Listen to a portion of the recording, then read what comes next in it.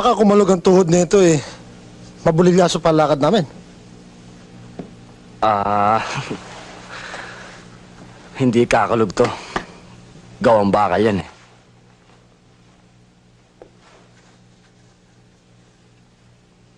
Subukan natin. Sige na, lumakad na kayo. O, sige na. Gusto ko sanang magtrabaho ka sa akin. Ihigitan ko kinikita mo sa Maynila. Para matapos na ang lahat ng ito. Magkasama-sama tayo. Didiretsuhin din kita, Congressman. Hindi pinagbibili ang lupa ng aking kapatid. Alam mo yan. At hindi ako magtatrabaho sa'yo. Bakit naman? Nagtanong din ako tungkol sa'yo. At nalaman kong hindi magandang pamamalakad mo rito. Matalas ang dila mo, Villamar. Mag-isip-isip ka. Baka ikaw ang masugatan ng talim niyan.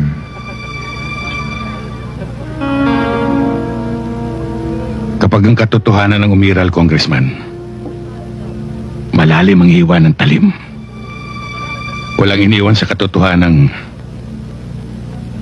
hindi atake sa puso ang kinamatay na aking kapatid. Hindi ba, Hepe?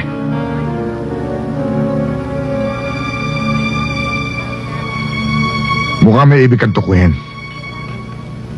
Nalimutan mo yata. Nasa loob ka ng pamamahay ko para makapagsalita ka sa akin ng ganyan. Hindi porket napangasan mo mga tauhan ko. Pwede mo na ako hakbangan.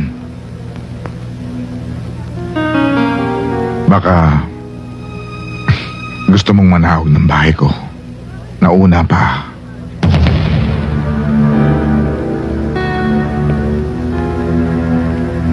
Sabihin mo na ang gusto mong sabihin, Congressman. Pero gusto kong malaman mo. Huwag ka na muna magpaikot. Hindi pa tapos ang laban. Vicente,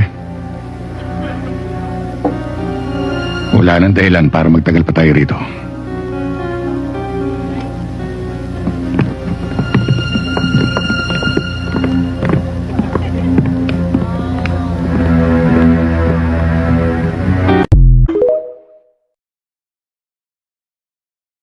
Dalawang taon nga naman kayo nagsama ni Mark. Ikaw lang ang may alam ng lahat ng gusto niya. Ano, naiingit ka? Naiingit ka na naman. Dahil sa akin siya nagbilan at hindi sa'yo. Ano nga bang alam mo kay Mark? Ano nga bang sinadya mong alamin tungkol sa gusto niya at hindi niya gusto? Anak ko siya. Kaya bawat hininga tutot niya, alam ko ibig sabihin. Anak mo lang siya! Hindi mo siya pag-aari! Hindi dahil ikaw ang naglabas sa kanya, ikaw rin ang bumuo.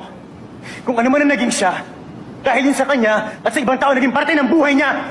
At isa ka lang doon, tita! Isa ka lang doon! Kaya hindi lang ikaw ang may karapatang magmahal sa kanya.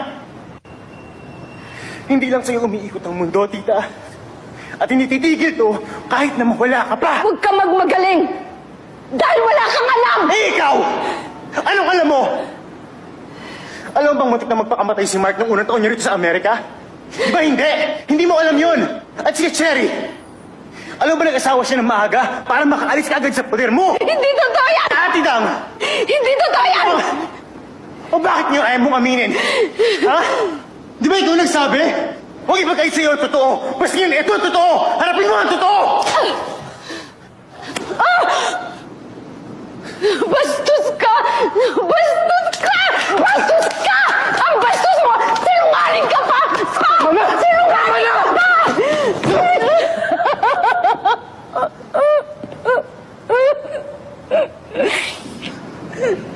Ikaw ba talaga?